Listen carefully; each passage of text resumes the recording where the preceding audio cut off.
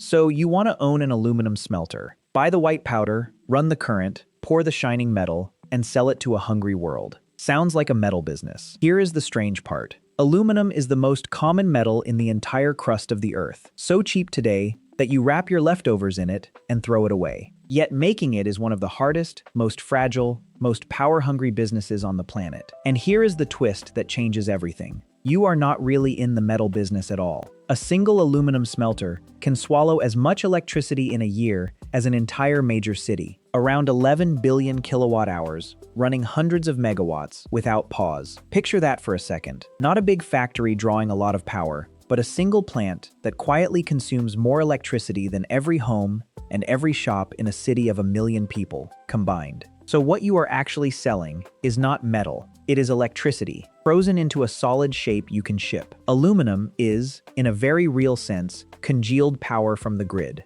That is the paradox at the heart of this business. The most abundant metal on Earth, that was once worth more than gold, is really just the shape that cheap electricity takes on its way to the market. Think about how upside down that is. A metal so common it is nearly worthless as a material. Made by a process so power-hungry it can only survive in the few places on Earth where electricity is dirt cheap. By the end of this video, you will know what a smelter actually costs, why it is really an electricity business wearing a metal costume, and why the deadliest threat you face is not the price of aluminum, it is the power bill. Start with what a smelter actually does, because it is one of the strangest machines in all of industry. You feed it a fine white powder called alumina, refined from a reddish rock called bauxite. On its own, that powder will not give up its metal. It holds onto its aluminum with a fierce chemical grip. That reddish rock, bauxite, is dug from the ground and refined into the white alumina powder first, often on the far side of the world. By the time it reaches you, it is ready to give up its metal,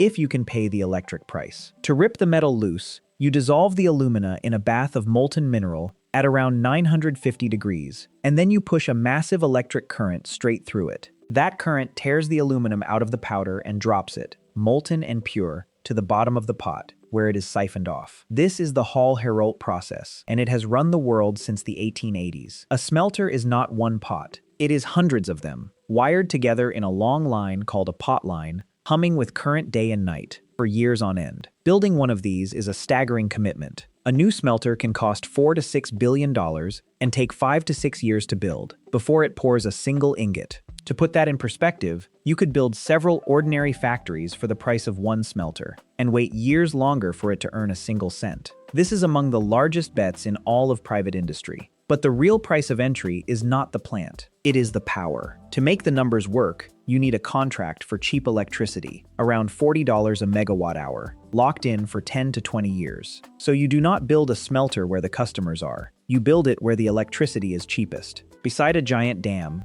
a geothermal field, or a cut-price grid, wherever power is abundant. There are tiers, from the vast hydropowered giants of Canada and Iceland to the gas-fed plants of the desert. But every single one obeys the same master, the price of a kilowatt. You inherit an appetite for electricity that never sleeps and never shrinks, and a machine that will destroy itself if that power ever stops. Your plant draws hundreds of megawatts, around the clock, every single day of the year. It is often the single largest electricity consumer for hundreds of miles in any direction. No weekends, no nights off, no quiet season. Whether metal prices are high or low, whether the economy is booming or dead, the pots must keep drinking their river of current, without a single pause. Electricity is not just a cost here. It is usually the biggest single cost, often 30 to 40% of everything it takes to make the metal. Your profit lives or dies on the power price. Here is the terror hidden inside the pots. If the power is cut for even a few hours, the molten metal freezes solid inside them, cracking the pots and wrecking the entire pot line. Restarting from that is a catastrophe, measured in hundreds of millions of dollars. So a smelter needs power that is not just cheap, but utterly reliable, flowing without interruption for years. This is why owners live in quiet fear of the grid. A storm, a blackout, a failed transformer, any of it lasting a few hours, can turn $1 billion plant into a solid, cracked, useless block of frozen metal. You also inherit the feedstock, mountains of alumina powder shipped in, and thick carbon blocks called anodes that are slowly eaten away by the current and must be constantly replaced. You also inherit a cruel squeeze. You sell your metal at a world price set on a distant exchange, which you cannot control, while you buy power at a price that can suddenly turn against you. So what you really inherit is not a metal factory. It is a giant, unblinking electrical appliance that turns power into metal, and that dies the instant the power becomes too expensive or just stops. A smelter earns from several streams, but the deepest truth is that every one of them is really a way of selling electricity in a solid, portable form. Layer 1 is the core. Primary aluminum, poured into ingots and sold at the world price set on the London Metal Exchange. This is the base of the whole business, raw metal by the ton. That world price is set far away, by traders who have never seen your plant, and it swings with the whole global economy. You are a price taker, accepting whatever number the exchange hands you that day. Layer 2 is the regional premium. On top of the world price, buyers pay extra to get metal delivered locally and quickly, a bonus that tariffs and shipping costs can push higher. Layer 3 is where the smart money lives. Value-added products. Instead of plain ingots, you cast billets, slabs, and special alloys, or high-purity metal for aerospace and defense, each earning a fatter margin. High-purity aluminum, the kind used in fighter jets and missiles, sells at a real premium over standard metal, and only a few smelters in the world can make it. Layer 4 is the strangest, and the most modern. The grid itself. Because a smelter is a colossal, flexible electrical load, it can be paid to dial its power up or down to help balance the grid. Because power grids desperately need loads that can flex, a smelter that can safely dial itself down for an hour becomes valuable to the whole system, paid for nothing more than its willingness to bend. In a sense, a smelter can act like a giant battery for the power system, a pot of stored electricity in metal form. But notice the thread: metal, premium, alloys, grid services, all of it flows from the same river of current. Here is the single idea that unlocks this entire business, and it is worth stopping on completely. An aluminum smelter is a machine that turns electricity into a solid, storable, shippable object. The metal is, in effect, frozen power. Aluminum is congealed electricity you can hold in your hand. Every soda can, every airplane wing, every window frame is, in a hidden sense, a block of electricity that took a solid form. You are drinking your cola from a container made of frozen power. Listen to that again. You are not really a metal producer competing on ore or skill. You are an electricity trader, buying power cheaply in one form and selling it, solidified, in another. This is why smelters cluster around dams and cheap grids like animals around a watering hole, and why they flee the moment the power gets expensive. They follow electricity, not customers. A smelter in the wrong place, paying the wrong price for power, is not a slightly weaker business. It is a dead one. Location is not a detail here.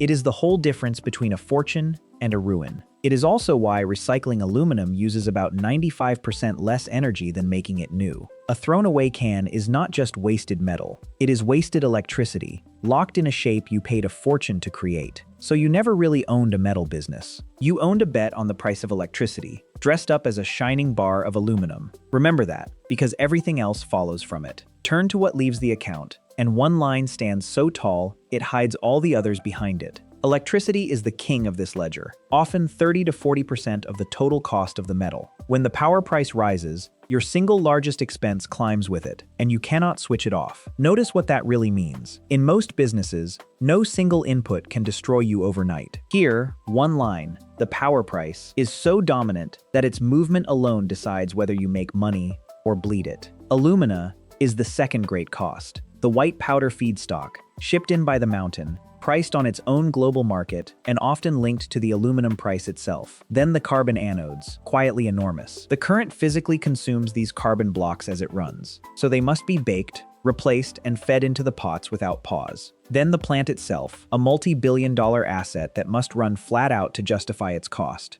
Plus the constant maintenance a line of superheated pots demands every single day. Then freight, because metal is heavy, and labor, a skilled crew that keeps a dangerous, molten, electrified plant running safely around the clock, year after year. Underneath everything sits a fixed cost that never relents. A plant this size must run flat out to earn back its billions, so the pressure to keep pouring, even into a weak market, never once lets up. Beneath all of it, the brutal arithmetic. Your costs are dominated by a power price that can spike without warning, while your revenue is chained to a metal price you do not set. Thin margins, squeezed from both ends. Here is the trap, and it is one of the most inescapable in all of heavy industry, because you are bolted to your own executioner. You spent billions on a plant that only makes sense if power stays cheap for 20 years. But power markets do not sign 20-year promises to stay calm. They move, and sometimes they explode. A 20-year bet on cheap power sounds safe the day you sign it. But over 20 years, wars break out, fuel prices explode, and grids get crowded. A contract that looked like a fortress can become a cage. You cannot escape. You cannot stop the pots, because stopping freezes and destroys them. You cannot move the plant, because it is welded to its power source. You can only keep buying power, whatever the price. So watch the vice close. Your power price spikes, and it is your biggest cost, and you cannot turn it down. At the same time, the world metal price may fall, and you cannot lift it. Both jaws bite at once. Most industries, in that moment, would slow down and wait for better days. You cannot. Slowing your pots too far freezes and destroys them. So you must keep buying power at any price, or lose the plant entirely. Now a brand new predator has entered the hunt for cheap power. Data centers, willing to pay far more per unit of electricity than a smelter ever could, are outbidding smelters for the very power they need. That is the deep trap. You are a low-margin buyer of electricity. In a world where richer buyers are appearing, chained to a plant you cannot stop or move, exposed to a power price that can ruin you overnight. To understand how an entire industry came to be built on the price of electricity, go back to a woodshed in Ohio in the 1880s, and a metal that was once worth more than gold. Aluminum is the most abundant metal in the Earth's crust, and yet, for most of history, it was one of the rarest and most precious substances on the planet. The problem was that aluminum clings to other elements with a ferocious grip, and no one could cheaply tear it free. So the pure metal was a marvel, harder to obtain than gold. Kings and emperors prized it precisely because it was so hard to get. A crown of aluminum, a rattle for a royal baby, a set of forks for an emperor's finest guests. It was a way to show off wealth itself. The French Emperor Napoleon III served his most honored guests with aluminum cutlery, while lesser guests made do with mere gold. France even kept bars of aluminum in its treasury, beside the gold. In 1884, when workers capped the Washington Monument, they crowned it with a small pyramid of aluminum. Then, among the most valuable metals on Earth, it was displayed in a jewelry shop window first, like a gem. Then, in 1886, everything changed, in two places at once. A young American named Charles Martin Hall, working in a woodshed at just 22 years old, dissolved alumina in a molten bath and ran a current through it. At the very same time, across the ocean in France, a young man named Paul Heroult, also just 22, discovered the exact same electric method, entirely independently. Two young men, 1 year, one revolution. It was one of those strange moments in history when an idea seems to arrive on its own, in two minds at once. Both men were exactly 22. Both used electricity. Both changed the world in the very same year. The effect was almost instant and total. Within about 15 years, the price of aluminum collapsed from over $500 a pound to around 20 cents. The precious metal became a throwaway commodity. Charles Hall turned his discovery into the company that became Alcoa, and he died a very rich man. But look closely at what he had really invented. Notice the deeper meaning of that fortune. Hall did not grow rich by finding a rare thing. He grew rich by making a common thing cheaply, using electricity, and then owning the process that turned power into metal. He had not just found a way to make a metal, he had turned aluminum into a product of electricity. From that moment on, the value of aluminum was chained forever, not to scarcity, but to the price of power. Now watch how a smelter dies in the modern age, through a plant that did almost everything right and was killed anyway, by nothing but the power bill. In the town of Hawesville, Kentucky, sat the largest aluminum smelter that Century Aluminum ran in the United States. It was also the largest producer of high-purity, military-grade aluminum in all of North America. For years, it had been a point of pride, a great American plant making the special metal that defense depends on, employing hundreds of skilled workers in a small Kentucky community that was built around it. It was strategically vital, well-run, and performing strongly. It made the special metal that goes into fighter jets and missiles. On every measure that a factory usually lives by, it was a success. But it had one exposure. It bought its enormous electricity on the open market, its price floating on the wholesale grid, rather than fixed by a long, cheap contract. That single choice would decide its fate. Then, in 2022,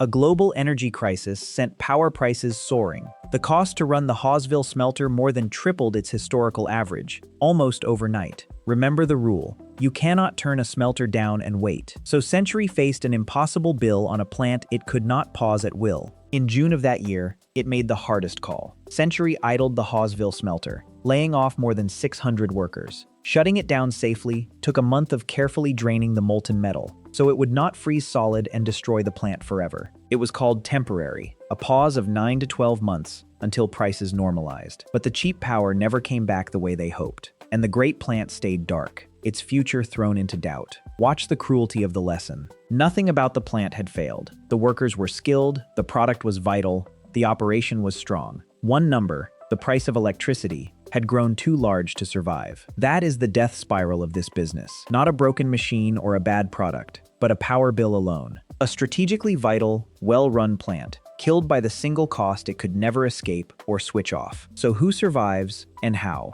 The survivors understand, in their bones, that they are in the electricity business, and they build their entire strategy around that one truth. First, they marry cheap, reliable power for the long term. The great survivors sit beside enormous hydroelectric dams or geothermal fields, locking in decades of cheap, steady electricity that no price spike can touch. Look at where the great survivors sit. In Quebec, in Iceland, in Norway, beside rivers and volcanoes that pour out cheap, endless power. They chose their location for the electricity, decades before they poured one ingot. Some go further and tie their power price directly to the metal price, so that when aluminum is cheap, their electricity is cheap too. They build a shock absorber into their single biggest cost. Second, they climb the value ladder. Rather than pour plain ingots, they cast billets, slabs, and high-purity alloys, wringing more revenue from every kilowatt hour they have already paid for. Third, they turn their appetite into an asset. By selling their flexibility back to the grid, dialing their load up and down, the smartest smelters get paid for the very power hunger that threatens them. In a grid increasingly full of unpredictable wind and solar, a huge, flexible, willing load is deeply valuable. The smartest owners have turned the very thing that endangers them into something the grid will pay to keep. Fourth, they embrace recycling. Because remelting old aluminum uses about 95% less energy than making it new, secondary metal is the ultimate hedge against the one cost that can kill you. The lesson is cold and clear. Do not think of yourself as a metal maker. Marry cheap power for decades, add value to every ton, sell your flexibility, and recycle. Master the electricity, and the metal takes care of itself. So does owning an aluminum smelter actually work? It can, on a colossal scale, but only for those who have fully conquered the price of electricity. For the right owner, beside the right dam, it is a magnificent business. You take cheap, abundant electricity and freeze it into a metal the entire modern world runs on. From jets, to cans, to power lines. This is a business that forged the modern age. Without cheap aluminum, there are no affordable aircraft, no lightweight cars, no vast power grids strung across the sky. A smelter is a hidden engine of the world. Lock in decades of cheap power, add value to your metal, and a smelter becomes a quiet giant, a machine that turns a river's current, or a volcano's heat, into a steady stream of solid, sellable wealth. But be honest about the chain. You are welded to a single power source, unable to stop or move, exposed to a price that can triple overnight, competing now against data centers with far deeper pockets than yours. You are, in the end, a buyer of electricity who happens to own a metal plant. In a world where the hunger for cheap power is exploding, being a low-margin buyer of that power is a dangerous place to stand. Point that plant at expensive or unreliable power, and no amount of skill, no strategic value, no perfect operation will save you. The power bill alone will pull the metal out of your hands. Get it right, marry the cheapest power on earth, and you own a piece of the modern world itself. The light, strong metal, woven through every machine, every vehicle, every city. You never really owned an aluminum smelter. You owned electricity, frozen into a shape you could sell. The metal was never the business. The power was the business. And aluminum was only ever the shape it took on the way to the market. Then, the day the power got too expensive, you learned what you had really been all along. Not a metal maker, but an electricity buyer, holding a bar of frozen power that had suddenly cost more to make than it would ever sell for. Closing frame.